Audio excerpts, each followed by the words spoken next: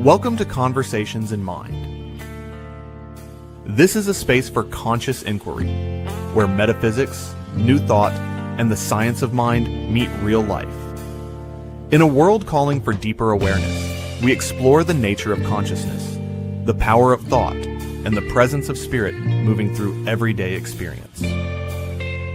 And now, here are your hosts, Barb Bue and Gilbert. Well, hello, everybody. We're back again. This is our week 4. Very excited. This is turning out to be a lot more fun than we thought. So here's what we'll start with today. What if your mind is more than just a collection of thoughts? What if it's the gateway to a whole new way of living? Welcome to Conversations in Mind. I'm Reverend Barb Bue, and I'm joined by my beloved friend, Reverend Gilbert. And we are here to attempt to demystify the study of new thought and dive deep into the science and soul of consciousness. Whether you're a longtime seeker or just curious about the power of your own perspective, we're going to dive into our mind. Go back and listen to episode 1 if you want to hear a little more about what we think about what mind is. But today, we picked a light topic for today, I think, Mark. How do we reconcile, right? I don't know what we're doing. How do we reconcile divine order with suffering and injustice in the world? And like I said, light topic. What do you think about that? Well, it's all in right and divine order that with the topic, right? Oh, I'm sure. Yeah, for sure. Yeah, I just want to echo. This has been fun, and I'm really appreciating it and enjoying, and look forward to us getting together for these conversations. And I'm often never knowing where we're going to go with things, although I sort of have thoughts in mind regarding them. And they like best laid plans in life. Sometimes they veer into new territory. Oh, but you mean there's no divine order in what you're going to say today? Yeah, there's no right and divine order. I look at this all week, and then something random seems to come out of this conversation. Random but good. Random but good. So. Random but good. But but in that topic, there is really sort of like, there's two things we're really looking at. One is this idea of divine order. What the heck is divine order? What do we mean by divine order? And I think the other topic is we get into suffering, and what do we mean by suffering, and what's the perspective by which suffering occurs? So on the one hand, I think we need to acknowledge at the outset that we're talking about two realms of being, that the suffering occurs in the world of form, in the human world. As we often say, we're spiritual beings having a human experience. It's at the level of the human experience that we experience suffering. We experience things that are less than what we want, and we have it in both our personal life and in the worldly life, the big world out there of worldly events. And that human experience of suffering is sort of at odds with the idea of a divine order, that there is something from beyond this world of form that goes to the world of spirit and the divine and God, that sets about an order for the world.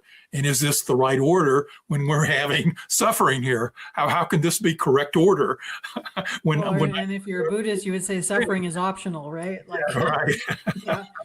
And so also, and we somehow lumped suffering and injustice in the same sentence. And I would, as I've sat with that, I've been like, these are two really different things,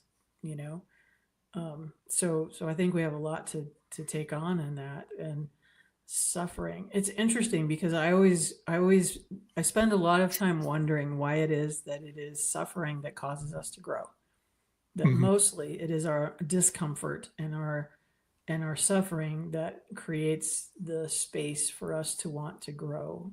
And it seems like as we get older, I'm pointing at my gray hair and yours. It seems like as we get older, we could get better at not doing it that way. But I don't know if we do. But but divine order. So if we do suffer, and it does create, here's the question to me. If we do suffer in some way, shape, or form, whether it's heartbreak or sadness or somebody drops a hammer on our toe, we're suffering. if we believe that everything is in divine right order, would not that include the things that we're suffering about? You would think that it would include that, yes. I think when we talk in terms of the metaphysical teachings and Ernest Holmes and others, they talk about the universe being an orderly universe and that everything sort of fits together so that one thing works with another. It's not total chaos, that we can look through the essence of our experiences and see an orderly pattern of things that play out. That's why we can talk about metaphysical tools like affirmative prayer and things of that nature.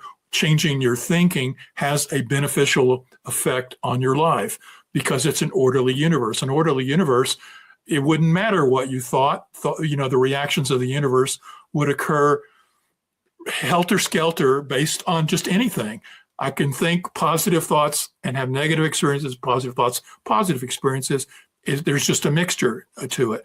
And some people could say, well, Mark, that example, I think positive thoughts and have negative and positive stuff occur all the time. And, that gets into a whole other area about the power of mind and those circumstances and situations whereby mind may not respond in the way that you consciously want it to. And that's a whole nother conversation probably beyond today. But I think there is making notes. We have 5 other conversations already in the first 5 minutes. Yeah, we got somebody lined up. How many we get? We got enough work for years here.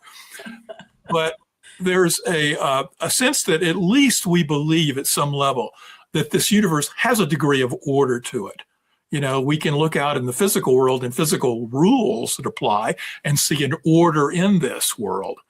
Yet there's also times when things don't seem to fit. And so when we think in the world of form, where there appears to be an orderly process for how we measure things and see things and experience things, that would that not also play into the world of spirit and the realm of spirit? And metaphysical teachings and metaphysicians have all have come back with the recognition that this is an orderly universe and that we can count on it to behave in certain patterns in certain ways. So then the mix really becomes that at the spiritual level of God or spirit, where there is a divine order to this entire experience of the universe, why does something that seems less than good, that causes suffering or is not equal to what we think might be a sense of justice in a particular moment, why do those suffering and injustices occur in this material world and still think there's divine order in a spiritual world? Because in our minds, in our human minds, that event, that thing is not in alignment with what we would think would be the perfect order for this orderly universe. Yes. And? Yes, and of course. So first of all, I want to go back to something you said. You were talking about a divine order and pattern. And I think that sometimes that we miss the part about pattern. There is a pattern. There's mathematical pattern. There are repeating patterns in the design of the universe and everything, from our cells to tree leaves to all the things, right? There's another show, right? I know. But the patterns in our lives also repeat until we heal them. Mm-hmm. So everybody I've ever done any kind of counseling work with has a thing, right? That is the thing of their life that is theirs to heal. Call it abandonment, call it fear, some sort of fear. Most of it's all fear, but let's start with abandonment. That's a simple one. And I think that what I've noticed is that we repeat the patterns that create situations for us to heal that fear. And that's the pattern. That is where the suffering comes in. And I would say that in those kinds of things, that sort of suffering is something we bring upon ourselves in a weird way because we want to heal, right? So if we're wanting to heal and we're wanting to heal, then we continue on, and we continue on that spiral of healing until we really get to the depth of it and figure it out, and it's no longer a thing. for some of us slow learners, like I figure I'm going to vibrate off the planet before I get this stuff figured out completely. So, Yeah. Yeah. I'm just hoping to catch it earlier, right? Like, but then this question though of universal suffering, of like bad things happening in large quantity to large groups of people, is that divine order, or is that just that we have free will and sometimes we're not very nice people? Yeah, and anytime there's an either or, the answer is probably always an and. But I do think that one of the things we have to acknowledge, and this is sort of a setup to answering your question, is that we see things from a certain perspective. And most of the time, we are locked into the human realm and seeing things from a human perspective. And so to take your example of I keep having the same thing occur over and over in my life until I get it and then I grow and move on, that pattern will play out, that is, if we see it from a higher spiritual perspective, we can recognize that something in us is calling forth that repeated pattern until we learn the lesson that allows us to evolve to the next level of our awareness. The same thing would probably be playing out in the collective as well, is that humanity and its collective is going to continue attracting and doing and creating events such as war and poverty and all of the strife that we see on the planet until we learn the lessons from it. So at the collective, we keep the patterns going and going and going. Now, is that a divine pattern? I see that more as this is just me, and I'm going to put my own kind of weird words on it, but it's like bumpers on the side rails of evolution, that at the realm of spirit, and I got to stop and say, but a little bit of degree of hubris, to try to talk about the level of the divine with my limited intelligence and awareness of the divine. But from what I have come to recognize and sense is that within spirit there are divine patterns of perfection. They're often called the ideal. Many times in early New Thought, they called it the ideal made real, which was trying to make into physical reality whatever the ideal was. So there is a pattern, a divine pattern that is in this realm of God or spirit that's calling us forward to that expression. Ernest Holmes often called it the divine nature. So he didn't believe in a divine will calling us to a certain activity, but there was a divine nature in God, and the divine nature of God or spirit was love, peace, joy, all things grand and glorious. And when we were in alignment with the divine patterns or the divine nature, then life lined up perfectly for us. He called that being in harmony. It's like playing a good chord where things sounded really well. And when your actions are in alignment with the divine nature of peace, love, joy, goodness, then things line up perfectly. But when your earthly expressions are out of alignment, that would be a discord, then you basically get negative results. So if we're thinking from a sense of separation and fear, and I've got to use violence to take you over, and I'm not here about seeing you as a part of the oneness. I'm here to harm you in some capacity or be harmed, that I'm out of alignment. I'm out of discord. I'm no longer in harmony. And so my bumper, my side rails, my bumpers are the aspects of spirit who throw these curves and things at us that are experiences that sort of redirect us back onto the path. And you could argue, does that take away free will? And I say, no, it doesn't.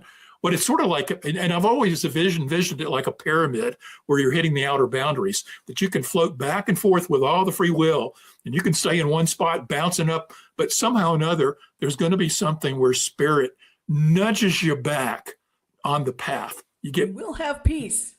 You will have peace, damn it. You will have peace. You will have love. And you will. I see, that's interesting, because as I'm listening to you talk, like, you and I are a little different in this. Like, I don't think of spirit so much as a thing out there. So, but as I hear you talk, I'm like, okay, so if there is this pattern that moves us into a deeper pattern of peace, love, joy, those things, then that pattern actually to me has to have been built within us to begin with. Yes. And so everything in us wants to reveal that pattern. Right. And probably there is a whole lot of lack of well-being that we experience because we are not willing to be in that pattern Yes. all the time, and I mean, life, let's just say, I mean, life is sometimes hard, right? Like this is not about like, oh, you're sick and we're blaming you. We're not doing that kind of religious science in Mhm. this room. So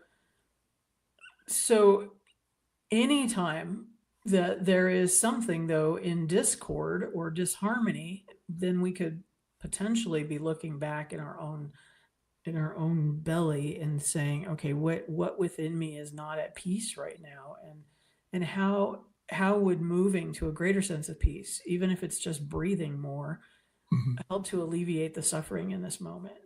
Yeah. That Yeah. And doesn't I mean that want we to don't bring, have I'm to glad you unravel brought, the thing, I'm sorry. no, It doesn't mean that we don't have to unravel the things and that we don't need to see the therapist or go to the doctor or do the things that are required to be well, because sometimes that requires help. Go see your practitioner and get a prayer, whatever it is you need to do. But it seems to me like, yes, there's a pattern in the universe of these things, we think, but maybe that pattern actually lives in us, not so much as, and we're being called to it. yeah. Yeah. It's a languaging thing, and I'm glad you called me on it because No, some, I think you and I think about God a little differently. So that's part of the joy of this, is that sometimes we're a little bit different in that. well, I do believe that everything is one and that there is only God and there's only spirit, there is only mind, and that it is inside everything. And we live and move and have our being, as we often say, within the divine. And so, yes, everything that is God, we're like a giant hologram in some regard, where everywhere there's God, and the fullness of God is in every essence and every spot in the, of the universe and beyond. And so, yes, there is this divine pattern. And I often use, because I have found it helpful when people who are looking at life from the perspective of the physical realm, the physical life, to use this look upward to spirit kind of thing. But I don't mean to imply in that it's not inside us. So it is inside us. And in fact, the very nature that we feel discord or we're not in harmony is because something inside of us is feeling we're not playing the same music that is in the divine pattern within the God that's in me. So when I get out of alignment, I feel that discord. Yes. And I try to bring, and that's why I think the feeling of discord in and of itself, and it shows up in various ways. Mm-hmm. Unhappiness with life, a feeling of being a victim, a feeling of just negativity and sorrow and sadness, a feeling of anger, negative emotions, things like that. We feel those when we're not in alignment. And when we can bring ourselves back into alignment with the goodness and truth of our real true being, then things line up for us in much more harmonic way. And at least it has been my experience of that. So when something happens at us, to us, things do, that's legit, right? Things happen. I learned long time ago, I had a chance to interview Jill Bolte Taylor, who wrote My Stroke of Insight. Mm-hmm. And she talked about how anything that happens that creates a negative emotion of fear, of reaction, of anger, moves through our nervous system in like less than 60 seconds. Mm-hmm. And after that, if we're still in it, is because we've turned our brain on to loop it. Mm-hmm. And we continue to tell the story, which is sometimes necessary for a minute or two, but and we continue to be in it and ruminate on it and to relive the experience, which then keeps it alive in our system in some way. But that original thing is in and out of our nervous system in less than 60 seconds. Mm-hmm. So so I have to wonder right now, like if we were able to stop in those moments of something happening and remember that, could we more easily or with less trauma move into that seeking of the divine order, of the path of peace, of the path of love again, of the path of joy again? And I'm going to say that, like, this all sounds so lovely until the real life things happen, Yeah. right? Having recently been through some intense real life things, like, this is all lovely and these things hurt, and Right. sometimes we got to work through that in some way. So how do we reckon? So suffering brings about growth, which then probably brings about more suffering in some way, shape, or form, because we are still trying to reveal greater and greater depths of Right. these things, right? And no one has it figured out. At least no one that stays on the planet, I don't think. Well, we can look at many of the traditional religious faiths. All often point to the same struggle. Yeah. That if you look at Buddhism, the one of the four noble truths, which is the outline of basic Buddhism, is that it's our attachments to the world of form and the temporary nature of stuff that causes us to have suffering. So the very first thing in Buddhism is to address the fact that humans have suffering, and why that suffering is because we believe things in our mind about the world that we're experiencing right now, and that they don't often go right, and then when they don't go right, we suffer for that, and we have to break the wheel of that. So the rest of the Four Noble Truths, as well as the precepts beyond that, are moving towards that kind of direction. Science of mind goes back to the same thing, and most New Thought is all looking at, we've developed patterns through the experiences of our life. When you were talking about, the things coming in and looping immediately, I'm thinking, yes, we have not only the new ones, but what about all those old ones, from our youth that are still out there playing around, even the ones that we think that we brought into awareness and healed, much later in life. I know if you're like me, as we grow and we it's like peeling an onion. Yeah, we got that one, but then we discover another one from our youth and something else. And I don't think the same thing over again in a different level and in a different way.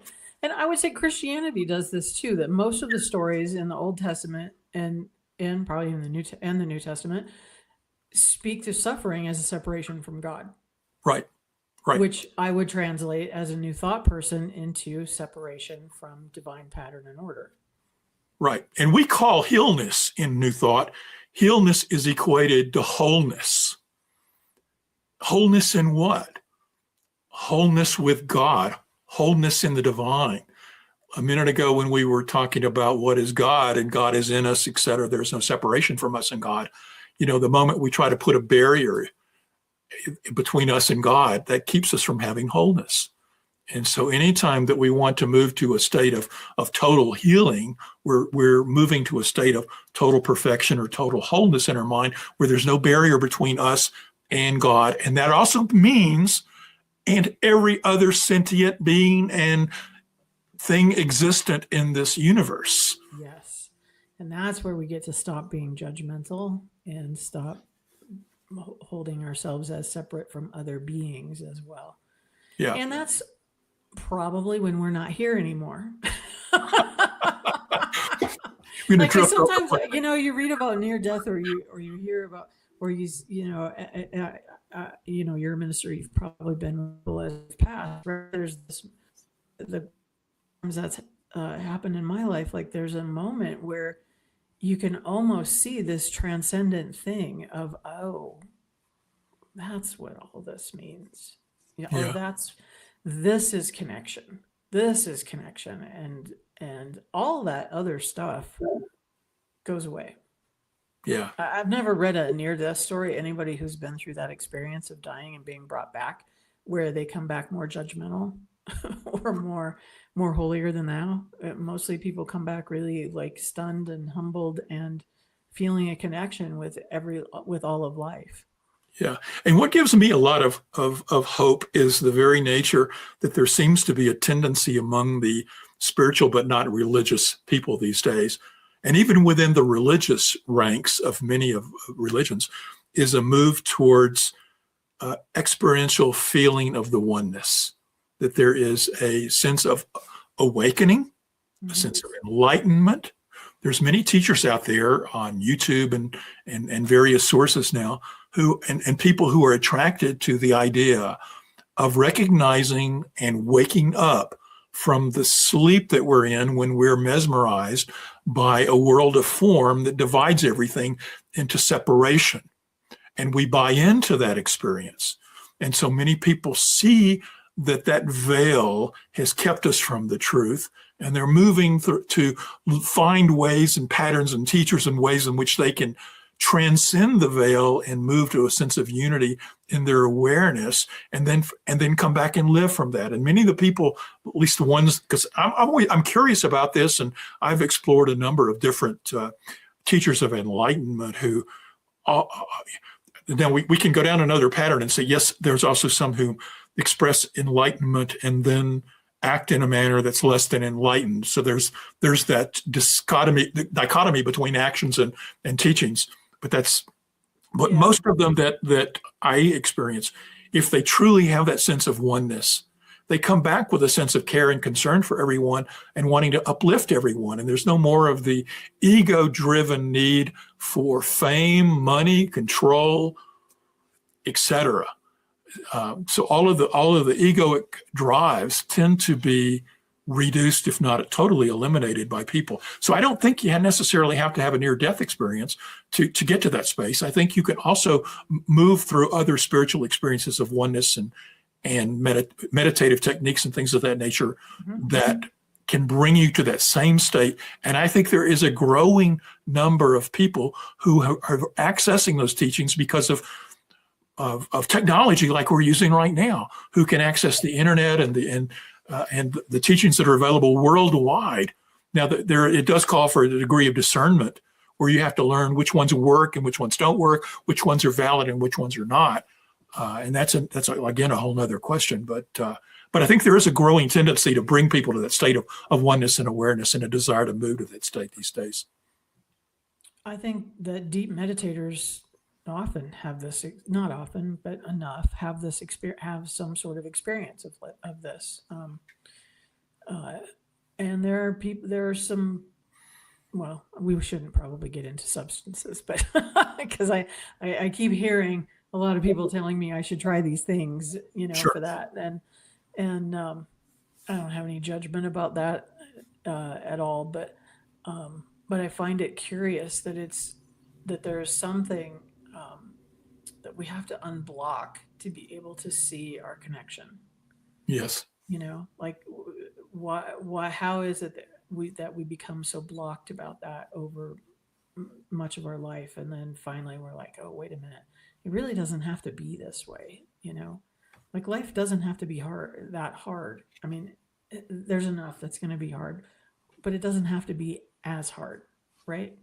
Right. I think there's ways to get to there. And part of that is consistent practice, which nobody ever wants to talk about practicing, right? I don't want to talk about practicing. It's like diet and exercise. That's like work, right? Yeah. And we think of this as like, this is my work checklist, is that I have to meditate today, which is an interesting way to look at it. But hey, Barbara, this seems like a good point. Maybe we should do that commercial thing. Huh? Yeah, there we go. I was just looking at One the time. mind. I lost my train of thought because I looked at the clock. Well, we do call everybody who's enjoying this conversation as much as we apparently are enjoying it, that you want to support the New Thought Media Network. And so let's watch this commercial and be sure to like and subscribe and all those good things. We hope you're enjoying Conversations in Mind. This program is made possible by the New Thought Media Network, a nonprofit that's supporting conscious, spiritual media. If you'd like to support this work, just scan the QR code to make a donation. It lets the network know you like this show and helps them to continue bringing you this type of content. You can also go to ntmedia.org and click on Donate. Thank you for being part of the conversation. Now, back to the show. Thank you. We also would love, we'll say this again, but we'd love your comments and questions and suggestions for topics for us to banter about with. We're open to that completely. So So divine order. So is suffering a requirement, do you think, to find that pattern within ourselves? I think it's a strong After we're feature. like two, because before two, I think we have it, and then somehow we become separate from it. Well, from my experience, it has been a key teacher for us to put us back on the path to that divine nature that I was referencing earlier. I think one of the mistakes that people can think about in this is that they confuse a divine order with a divine will, or a divine that God's will. We often hear this term God's will bandied about, where we as humans think we know what God wants, as if God could want anything. I was going to say, God doesn't want anything. There is no want. Yes. Yeah. There is no spoon, remember? and I think watch The Matrix. I have to watch The Matrix again. There is no spoon. But in our limited perspective of the human experience, it's easy for us to project onto an anthropomorphic God a will or a desire. And I think that whenever we experience that, we need to take pause and not believe it, to question it. Yeah. Yeah. And I think that ultimately, as we teach in New Thought, there is not a divine specific will for everything to express itself in exactly some sort of one way. We often use the phrase that unity doesn't mean uniformity, that we have been given free will, and that within that free will, we have the ability to make choices that are in our best interest and grow us, or choices that are not. And it's when we have those choices that are not that we often experience a reaction in the world that is karmic in a way, and causes us to get back on the right path. And if we don't learn it the first time, then, as we talked about earlier, those patterns in our lives will repeat themselves to try to bring us the lesson until we do learn it and move on. So I think that we're constantly being guided, but we have the free will to move and decide what we want. And I think the same thing plays out collectively. But what happens is that even though you or I might feel like, well, I'm on the path and I'm acting correctly and I'm making right decisions. And, I hear this from a lot of people who say, my life is really good, but the world out there is going to hell in a handbasket. And there's a challenge sometimes that we can live in a bubble of nice, neat, divine order in our own life, yet feel the pressures of an outer world pushing in on that, and causing us to wonder, how can we maintain? It's almost like where there's no boundaries, there's only oneness, but we try to put up boundaries from that outer crap to protect our little safe shell of a world. And I think we need to recognize that, that we can't. We have to, the more that we if we're really truly teaching oneness and recognizing oneness and knowing oneness, that oneness has to incorporate all of the world of form out there as well, and that we have a role to play in it in some capacity. We wouldn't be here now if we didn't have a role to play in it in some way. And for some people, that role is to maintain a larger bubble. So to understand that whatever it is that you're creating in this bubble right here, that feels good, that feels like your life is all in alignment, if you're, for example, like in your meditation practice, your prayer practice, whatever that looks like for you, that you're all focused inward and on your own life, your own family, that simply lifting that outward and encompassing all in that creates an energy that lends to the collective energy of all of us who want those things, that want injustice to be dealt with, and I think I think that is one of the, call it the faults of New Thought as a movement over time, is that we have been very belly button focused. Yeah. my prosperity, my well-being, and if you get in my space about that, then there's something wrong with you. And I think that more and more people are in this process of opening up to this we-ness. And we talked about this, I think, last week or the week before, but the we have to become the we are part of the we have to become the we. And this is really not sounding like the right word to use. We have to become the we. It's the we, right? Right? We have to. That'll stick somewhere. That'll be the quote that sticks, right? We have to become part of the energy and the voice that deals with the injustices of the world. Yes. And to care about them. Yes. In the same way that we care about the injustices that happen to our kid. Yeah. Like our kid, all the kids, right? It has to become, at some point, it has to become all the kids. Yeah. I don't know how to bring that about. I wish I did. But one key thing I think you said there is that and I think it gets to the point that sometimes when we teach this, we say, okay, it's all about me and my own learning and my own spiritual growth. And, and maybe I'll acknowledge there's some other, and I think there has been sort of that, but I think one of the other things that we can get into, and I know that I'm as guilty of this as others, let's just jump to oneness, and you just can't do that. Yeah. Yes. Yeah. And that's unrealistic. That's unreal. That must be there. Or the thing of, well, they have to learn from this experience. Yes. Oh, we all have to learn from that experience. When someone, is beat up on the street for the color of their skin, we all have to learn from their experience. Yeah. Otherwise, it doesn't change. And if we can't look at that sort of suffering and feel it in a way that is not just our brain, but the mind of our heart, then we're not going to solve these things, and we will continue to be in the pattern of looking for wholeness and suffering as we go through it until we find it, right?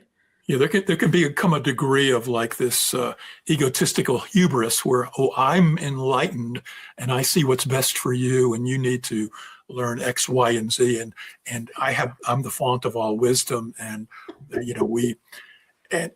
but my point really is that even though if you ultimately can reach that state, and I'm not saying I say that I am much further than I used to be, but I also, the more I grow, the more I recognize how far I've got to go. And so it's a humbling experience if you're truly on the path. Yeah. But I do see it. The more you learn, the more you don't know, right? Exactly. Yeah. And but I do see people who learn something and then come back like they've learned everything, and sort of have this sort of hubris about them that wants them to be the imparters of the divine wisdom for everybody. And you can look through it and see the egotistical nature that they really haven't learned as much, or they wouldn't be putting it out there the way they are. But the key point I was trying to make a moment ago is, even as we're growing, to grow to that state of true total acceptance and living 100% in the state of oneness, to me, it's like something that you are constantly working towards and never actually attaining. It's steps. It's baby steps. Sometimes there's leaps and little big jumps. It's 2 steps forward and 1 step back. Or 2 forward and 4 back, and 4 back, exactly. Yeah.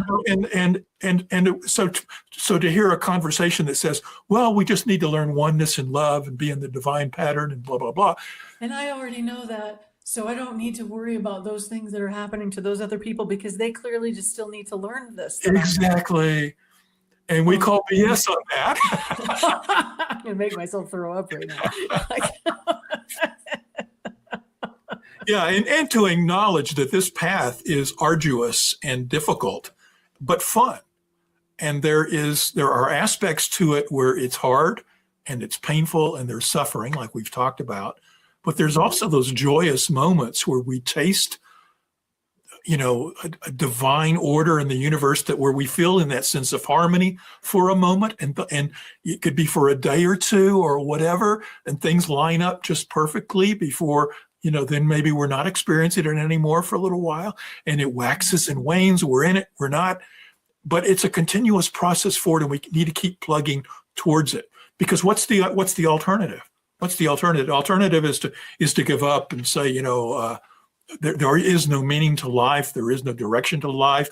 Life is crappy. I'm not going to even pursue anything. Which is a path of suffering. Yes. Which will eventually lead you back to seeking something else. Right. Because no one can live in that for a long period of time, generally speaking. At least I hope. I mean, I hope for everyone that there's that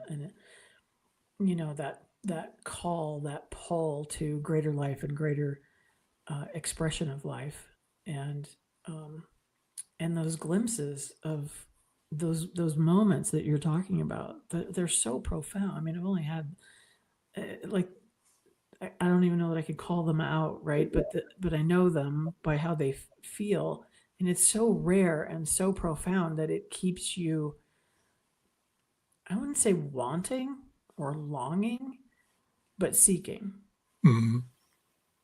It keeps you seeking, and for me, it keeps me in things like this where I'm hoping that my seeking inspires someone else's seeking, or someone else's knowing, and that we're doing it together. That this is not just about that life anymore is not just about my well-being. It's about the well-being of community and life itself. Right. We can't stay in our own bubble, growing spiritually alone.